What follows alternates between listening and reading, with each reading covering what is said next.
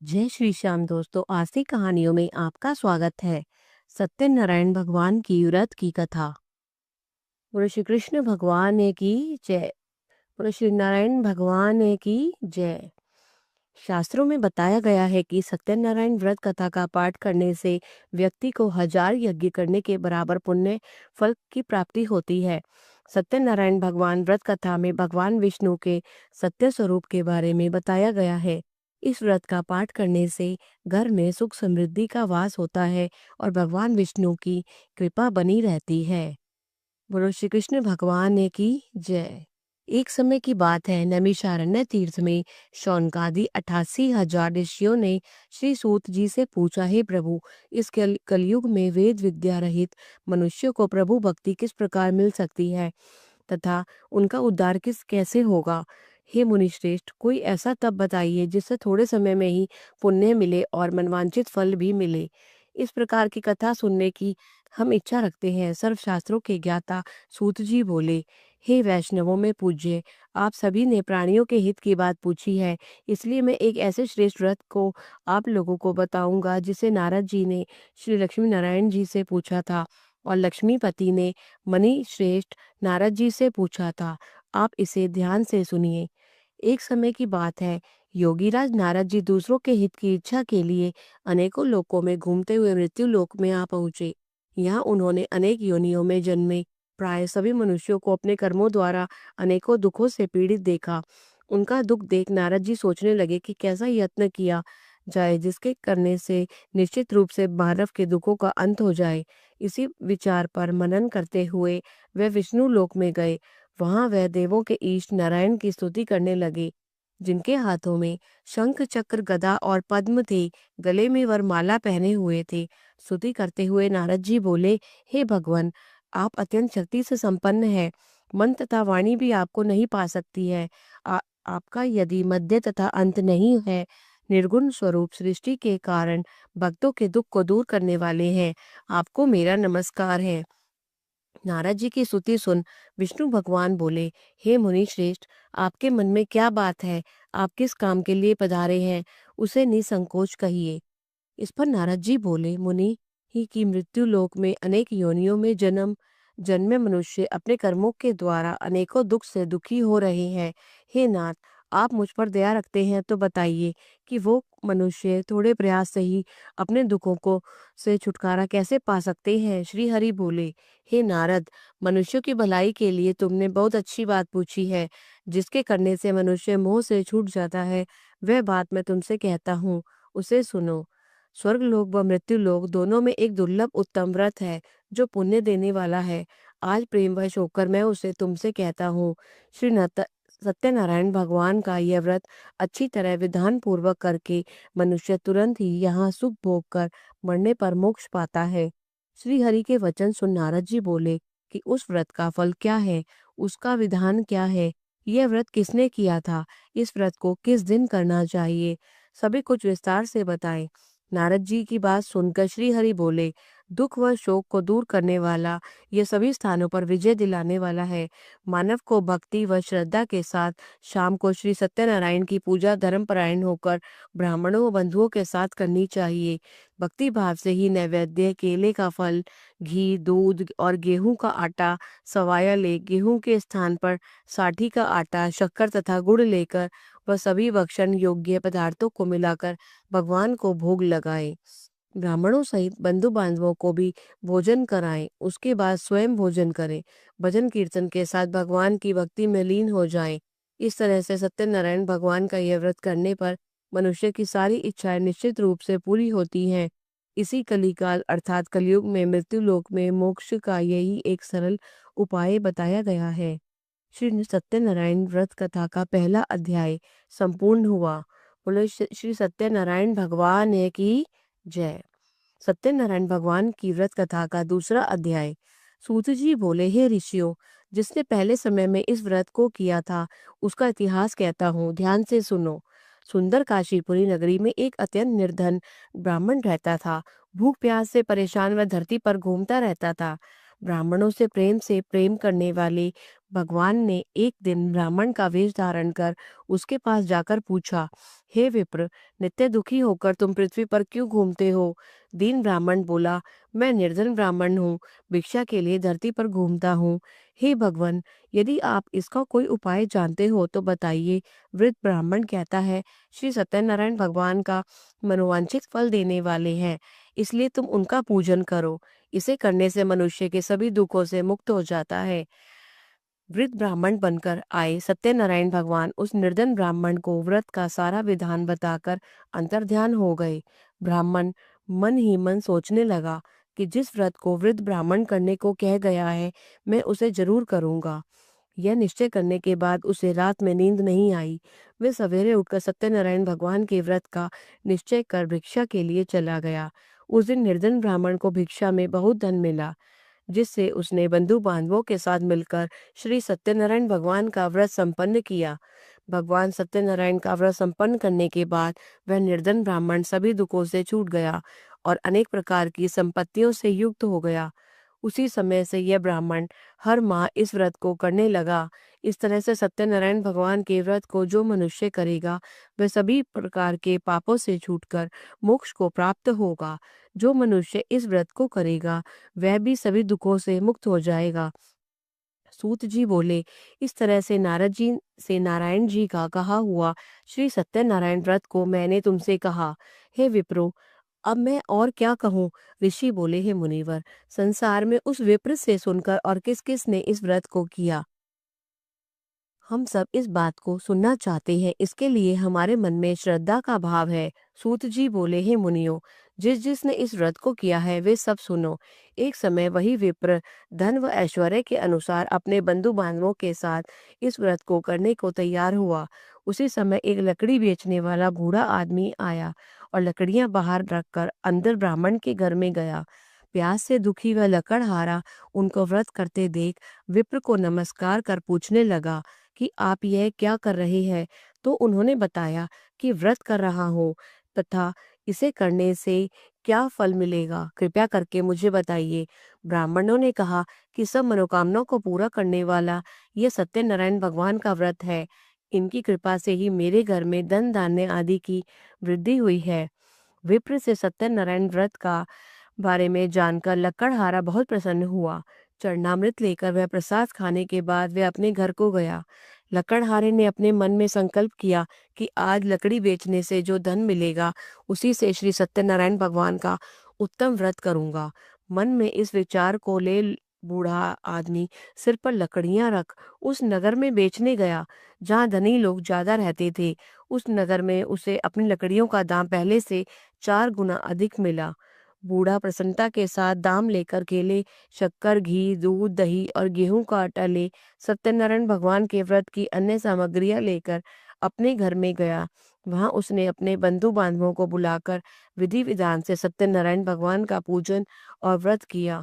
इस व्रत के प्रभाव से वह बूढ़ा लकड़हारा धन, पुत्र आदि से युक्त होकर संसार के समस्त सुख भोग अंत काल में बैकुंठ धाम को चला गया। श्री सत्यनारायण व्रत कथा का दूसरा अध्याय संपूर्ण हुआ। बोले श्री सत्यनारायण भगवान की जय। सत्यनारायण भगवान की व्रत कथा का तीसरा अध्याय। सूत जी बोले, हे मुनि श्रेष्ठ, अब आगे की कथा कहता हूँ। पहले समय में उल्का मुख नाम का एक बुद्धिमान राजा था। वह सत्य वक्ता और जितेंद्रिय था। प्रतिदिन देव स्थानों पर जाता और निर्धनों को धन देकर उनके कष्ट दूर करता था। उसकी पत्नी कमल के समान मुख वाली तथा सती साध्वी थी। भद्रशीला नदी के तट पर उन दोनों ने सत्य नारायण भगवान का व्रत किया। उसी समय साधु नाम का एक वैश्य आया। उसके पास व्यापार करने के लिए बहुत सा धन भी था। राजा को व्रत करते देखकर वह विनय के साथ पूछने लगा कि हे राजन, भक्ति भाव से पूर्ण होकर आप यह क्या कर रहे हैं? मैं सुनने की इच्छा रखता हूँ, तो आप मुझसे कहिए। राजा बोला, हे साधु, अपने बंधु बांधवों के साथ पुत्रादि की प्राप्ति के लिए एक महान शक्तिमान श्री सत्यनारायण भगवान का व्रत व पूजन कर रहा हूँ। राजा के वचन सुन साधु आदर से बोला, हे राजन, मुझे इस व्रत का सारा विधान कहिए। आपके कथनानुसार मैं इस व्रत को करूंगा। मेरी भी संतान नहीं है और इस व्रत को करने से निश्चित रूप से मुझे संतान की प्राप्ति होगी। राजा से व्रत का सारा विधान सुन व्यापार से निवृत्त हो वह अपने घर को आया। साधु वैश्य ने अपनी पत्नी को संतान देने वाले इस व्रत का वर्णन क्या सुनाया और कहा कि जब मेरी संतान होगी तब मैं इस व्रत को करूंगा। साधु ने इस तरह के वचन अपनी पत्नी लीलावती से कहे। एक दिन लीलावती पति के साथ आनंदित हो सांसारिक धर्म में प्रवृत्त होकर श्री सत्यनारायण भगवान की कृपा से गर्भवती हो गई। 10वें महीने में उसके गर्भ से एक सुंदर कन्या ने जन्म लिया। दिनों दिन वह ऐसे बढ़ने लगी जैसे शुक्ल पक्ष का चंद्रमा बढ़ता है। माता पिता ने अपनी कन्या का नाम कलावती रखा। एक दिन लीलावती ने मीठे शब्दों में अपने पति को याद दिलाया कि अपने ये सत्यनारायण भगवान के जिस व्रत को करने का संकल्प किया था उसे करने का समय आ गया है। आप इस व्रत को करिए। साधु बोला कि हे वे प्रिय, इस व्रत को मैं उसके विवाह पर करूंगा। इस प्रकार अपनी पत्नी को आश्वासन देकर वह नगर को चला गया। कलावती पिता के घर में रह वृद्धि को प्राप्त हो गई। साधु ने एक बार नगर में अपनी कन्या को सखियों के साथ देखा तो तुरंत ही दूत को बुलाया और कहा कि मेरी कन्या के योग्य वर देखकर लाओ। साधु की बात सुनकर दूत कंचन नगर में पहुंचा। वहां देखभाल कर लड़की के सुयोग्य वाणिक पुत्र को ले आया। सुयोग्य लड़के को देख साधु ने बंधु बांधवों को बुलाकर अपनी पुत्री का विवाह कर दिया। लेकिन दुर्भाग्य की बात यह कि साधु ने अभी भी श्री सत्यनारायण भगवान का व्रत नहीं किया। इस पर श्री भगवान क्रोधित हो गए और श्राप दिया कि साधु को अत्यधिक दुख मिले। अपने कार्य में कुशल साधु बनिया जमाई को लेकर समुद्र के पास स्थित होकर रत्ना सागर में नगर में आया। वहां जाकर दामाद ससुर दोनों मिलकर चंद्रकेतु राजा के नगर में व्यापार करने लगे।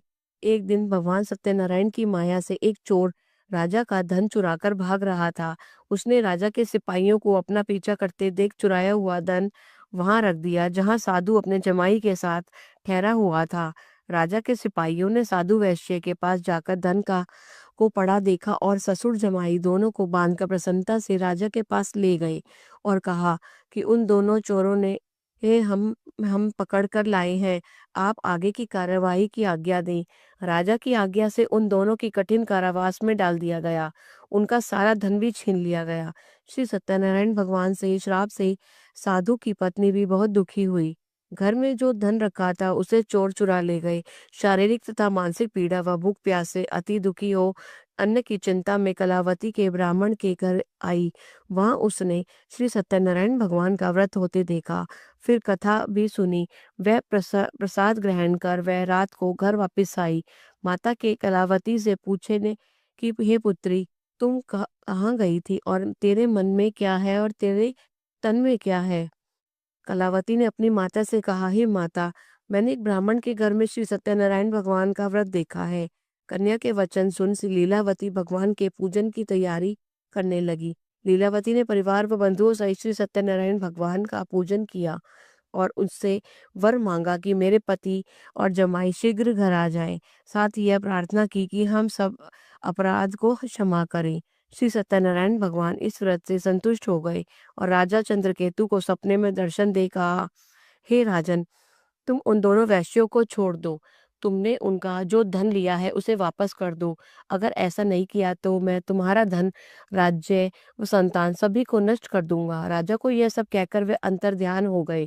प्रातःकाल सभा में राजा ने अपना सपना सुनाया। फिर बोले कि वणिक पुत्रों को कैद से मुक्त कर दो और सभा में लाओ।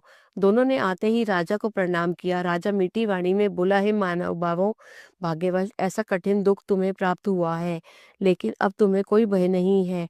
ऐसा कह राजा ने उन दोनों को नए वस्त्राभूषण भी पहनाए और जितना धन उनका लिया था उससे दुगुना धन वापस कर दिया। दोनों वैश्य अपने घर को चले गए।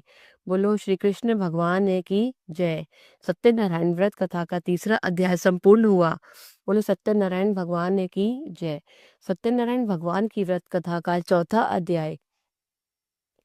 सूत जी बोले, वैश्य ने मंगलाचार कर अपनी यात्रा आरंभ की और अपने नगर की ओर चल दिया।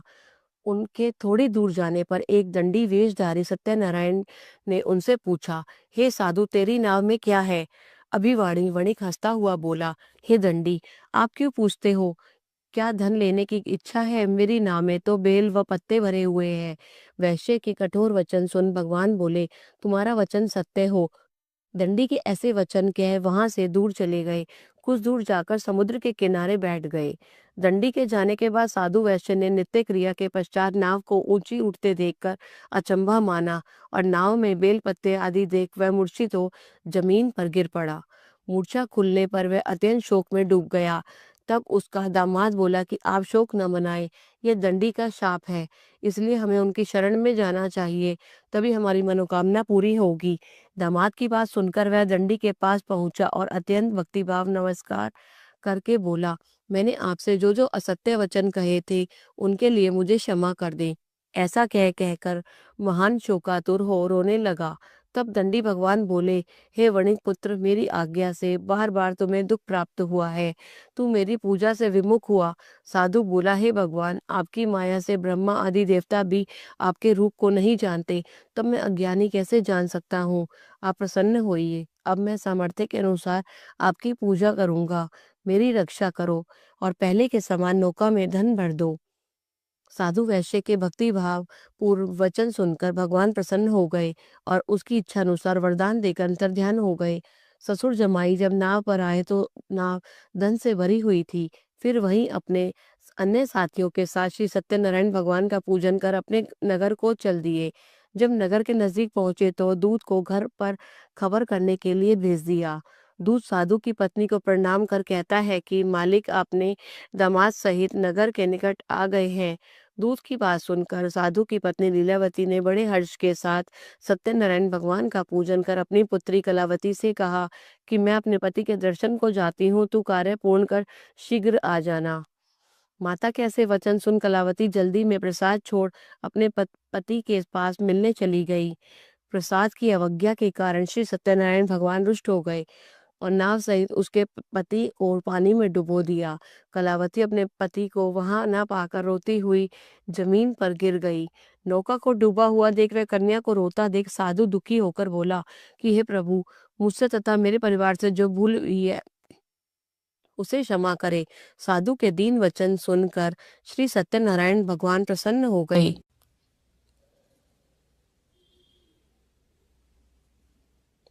और आकाशवाणी हुई, हे साधु, तेरी कन्या मेरे प्रसाद को छोड़कर आई है, इसलिए उसका पति अदृश्य हो गया है। यदि वह घर जाकर प्रसाद खाकर लौटती है तो इसे इसका पति अवश्य मिलेगा। ऐसी आकाशवाणी सुन कलावती घर पहुंचकर प्रसाद खाती है और फिर आकर अपने पति के दर्शन करती है। उसके बाद साधु अपने बंधु बांधवों सहित श्री सत्यनारायण भगवान का विधि विधान से पूजन करता है। इस लोक का सुख भोग वह अंत में स्वर्ग को जाता है। श्री सत्यनारायण व्रत कथा का चौथा अध्याय संपूर्ण हुआ। बोलिए श्री सत्यनारायण भगवान की जय। सत्यनारायण भगवान की व्रत कथा का 5वां अध्याय। सूत जी बोले, हे ऋषियों, मैं और भी एक कथा सुनाता हूँ, उसे भी ध्यान पूर्वक सुनो। प्रजा पालन में लीन तुंगध्वज नाम का एक राजा था। उसने भी भगवान का प्रसाद त्याग कर बहुत ही दुख सहन किया। एक बार वन में जाकर वन पशुओं को मारकर वह बड़ के पेड़ के नीचे आया। वहां उसने ग्वालों को भक्ति भाव से अपने बंधुओं सहित सत्यनारायण भगवान का पूजन करते देखा। अभिमानवश राजा ने उन्हें देखकर भी पूजा स्थान में नहीं गया और न ही उसने भगवान को नमस्कार किया। ग्वालों ने राजा को प्रसाद दिया, लेकिन उसने वह प्रसाद नहीं खाया और प्रसाद को वहीं छोड़कर अपने नगर को चला गया। जब वह नगर में पहुंचा तो वहां सब कुछ तहस नहस हुआ पाया, तो वह शीघ्र ही समझ गया कि यह सब भगवान ने ही किया। दोबारा ग्वालों के पास पहुंचा और विधि पूर्वक पूजा करके प्रसाद खाया तो श्री सत्यनारायण भगवान की कृपा से सब कुछ पहले जैसा हो गया। दीर्घ काल तक सुख भोगने के बाद मरणोपरांत उसे स्वर्गलोक की प्राप्ति हुई। जो मनुष्य परम दुर्लभ इस व्रत को करेगा तो भगवान सत्यनारायण की अनुकंपा से उसे धन धान्य की प्राप्ति होगी।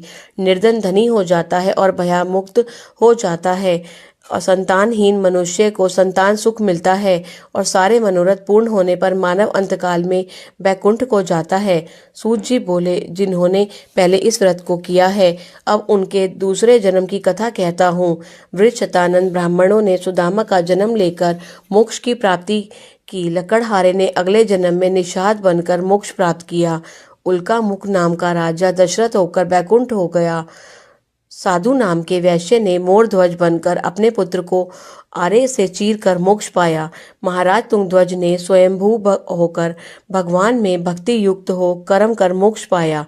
श्री सत्यनारायण व्रत कथा का 5वां अध्याय संपूर्ण हुआ। बोलिए श्री सत्यनारायण भगवान की जय। जय लक्ष्मी रमणा, जय स्वामी, जय लक्ष्मी रमणा। इस आरती को कीजिए। इसके बाद बोलो श्री कृष्ण भगवान की जय। अगर आपको सत्यनारायण भगवान की कथा पसंद आई, कृपया करके इसे लाइक कीजिए और अधिक से अधिक शेयर कीजिए। बोलो सत्यनारायण भगवान की जय।